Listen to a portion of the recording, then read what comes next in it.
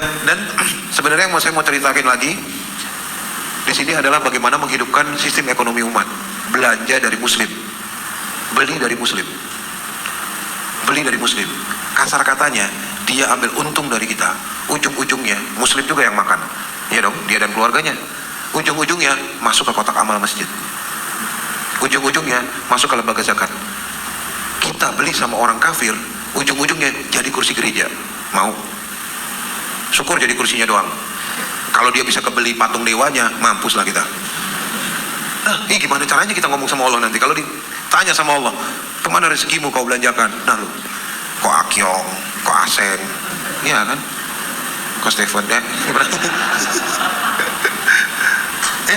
Nanti kalau sama Allah ditanya, lah itu jadi kursi masjid.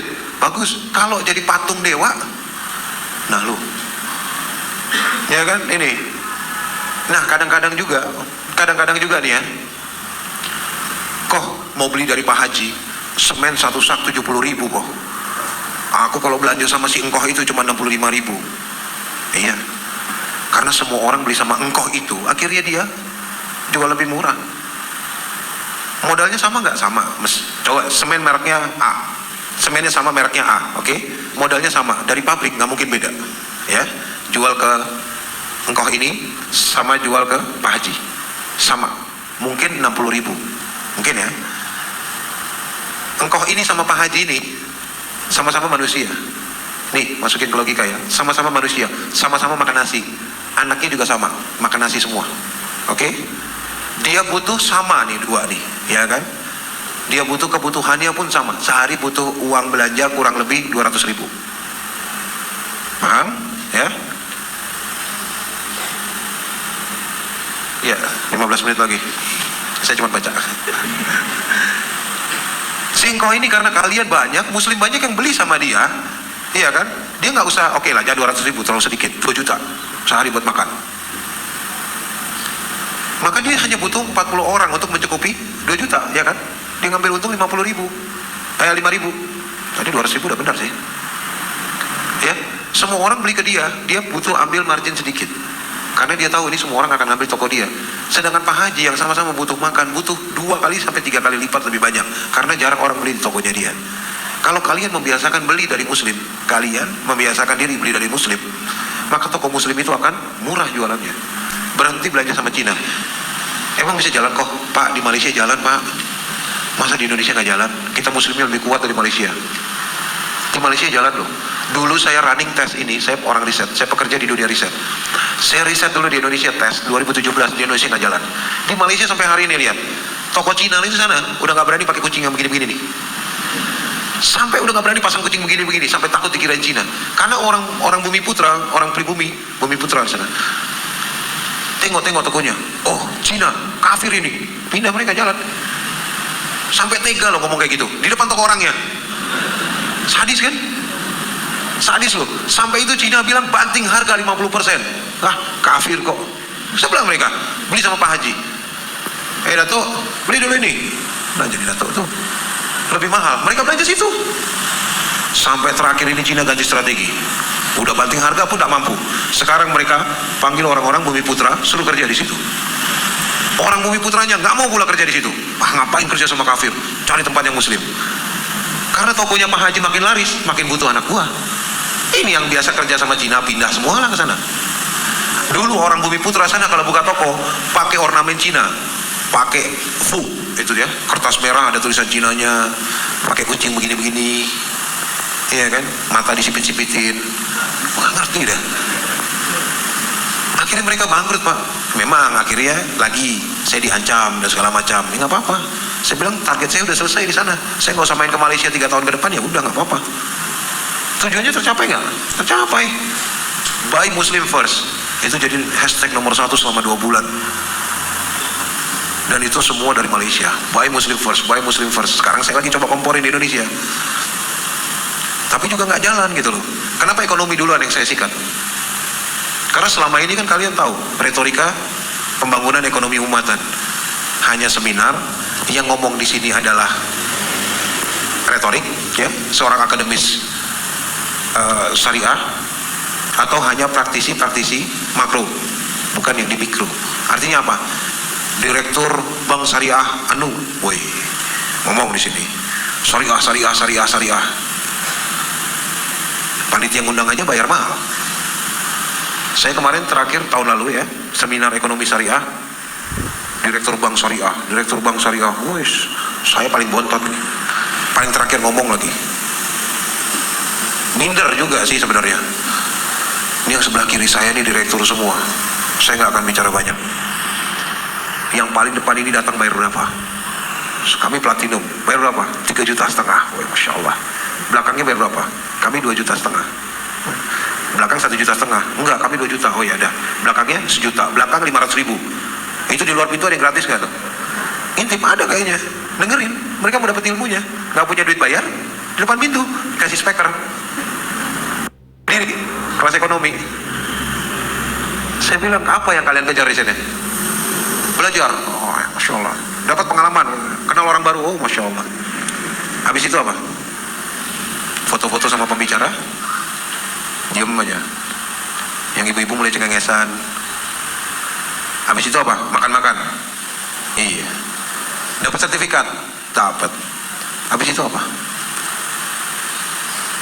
Nggak ada aplikasinya yang bisa dilakukan. Nggak tiba-tiba kalian bikin bank syariah semua kan? Iya kan? Nggak semuanya orang di sini langsung tiba-tiba pulang, saya bikin koperasi syariah. Semuanya bikin. Yang nabung siapa? Saya lebih kepada ngomong sesuatu ala kadarnya, apa adanya. Dan selalu saya bilang, nggak ada yang saya sharing harus kalian bayar. Di sini ada panitia. Tiket pesawat saya nggak minta sama mereka. Hotel pun saya nggak minta. Bahkan jemputan pun saya nggak minta. Ya, Pak Edi. Saya bawa sendiri mobil dari Surabaya, saya bensinin sendiri, supirnya saya inepin juga di hotel. Saya nginep di hotel Tugu. Kami buka 4-5 kamar. Saya cuma mau nunjukin kok, kita mau bicara tentang ekonomi syariah, ya saya harus tunjukkan saya ini mampu, saya ini mapan. Kalau kita masih cerita tentang hal seperti itu terus saya datang masih mengharapkan panitia, pembicara pokoknya 20 juta. Nggak ada 20 juta saya nggak datang. Iya kan? Ini yang saya kasih tahu, yang saya bagikan ini semua punya Allah, termasuk kepala saya, tengkoraknya, otaknya, programnya, isinya. Ini saya bagikan. Ini punya Allah, saya bagikan. Pengalaman saya, apa yang harus saya sharing dan apa yang saya berikan, perkembangan yang tadi mu'alaf, bagaimana itu sistem keumatan bisa dibangkitkan, bisa dibangun dari masjid, masjid sebagai sumber resources untuk segala-galanya, kebutuhan masyarakat, nginduk semua ke masjid. Masjidnya makmur, masyarakatnya sentosa. Enak, hidup bahagia itu kayak gitu Pak. Sekarang pusing mikirin masjid punya operasional. Masih ada nggak tuh? Nah kan, ada aja ngegas. Ya, mikirin masjid punya operasional, mikirin masjid mau di-develop, pasang gentong di pinggir jalan, spanduk, speaker toa sama lagu qosidah yang udah tahun 80-an. Masih ada tuh? Masih. Jala ikannya pemancingan dipinjam, taruh gajal batu. Ini bukan seperti apa yang seharusnya. Kita itu di masjid, sumber peradaban. Seharusnya saya pakai itu. Kaos kita Mu'alaf Center tahun 2013 itu, kembali ke masjid. Kembali ke masjid. Kembali ke masjid. Iya, kembali ke masjid. Kembali ke masjid. Ada masalah nih di RT mana? Bukan ke rumah Pak RT. Pak RT-nya ajakin ke masjid. Selesaikan di masjid. Kenapa? Pada saat emosi itu menaik, wudu. Itu kan sunnahnya. Mau marah-marah, wudu dulu Pak. Dah, masih marah-marah, sholat sana 2 rakaat Pak. Baru kita ngomong. Masih marah-marah, Pak, guling-gulingan aja Pak. Marah mulu, ya kan? Kembali ke masjid, ya. Kembali ke masjid, serius. Itu masjid itu sebagai pusat sumber peradaban dan itu bukan basa-basi. Dan itu kita praktekkan, kita jalanin benar. Nah, bagaimana diaplikasikannya di masjid masing-masing? Sebenarnya ini jalan nggak? Kemarin dicoba di Papua, jalan. Masa di Jawa nggak jalan sih? Dicoba di NTT, jalan Pak. NTT masjid dikit ya, jalan.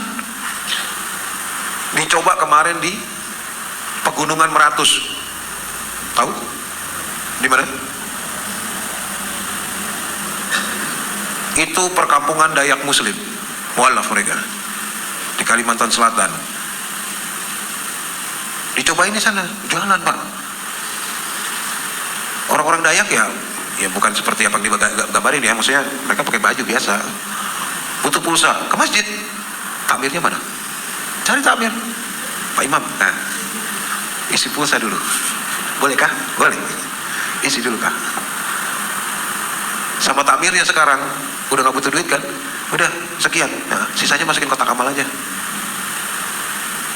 Itu kotak amal auto penuh, nggak nunggu Jumatan. Orang biasa itu rata-rata habis Jumatan, hitung-hitungan. Ini hari Kamis malam Pak, hitung-hitungan. Iya, dia udah nggak nungguin Jumatan ya kan? Biasa orang nungguin Jumatan penuh nih, Jumatan penuh nih, ya kan? Mereka sehari-hari udah penuh. Masjid Pak di pegunungan di dalam hutan pakai AC, mantap jiwa kan tuh. Karpetnya Turki Pak, ngeri loh. Bisa maju nggak bisa, ya tinggal bagaimana kitanya mau memajukan atau tidak. Terus kok kalau kayak gitu ceritanya masjidnya makmur, sayanya gimana? Ya Bapak jualan juga di rumah. Bapak juga jualannya di rumah. Bapak punya aktivitas tempat lain, jualannya tempat lain. Deketin ke anak-anak kos. Anak kos itu kan konsumtif ya. Segala pulsa, paket data, itu konsumtif banget tuh. Belum kontrakan yang berderet itu kalau dekat-dekat kampus, kayak di belakang Brawijaya tuh. Itu kan kontrakan 20 pintu, 20 meteran. Samperin aja. Mereka itu juga suka ngisi karena suka kerja bareng segala macam, pakai laptop, pakai komputer, pakai AC. Itu bisa jalan. Nah, nanti ada Arba aja. Arba itu Abdurrahman bin Auf.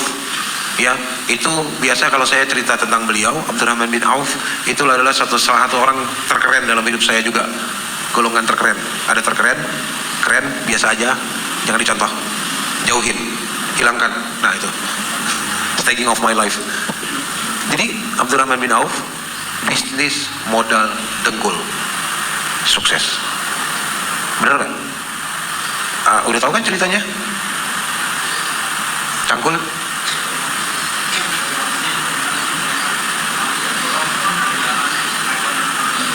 Iya.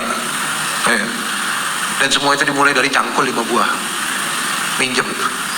Sore dibalikin. 5, besok 10. Lusa 25. 3 bulan orang kaya. Lihat, tanpa riba bisa. Itu kajian lain hari, kurang lebih seperti itu yang bisa disampaikan. Kalau ada yang mau tanya jawab, ya monggo silakan. Barakallahu fiik.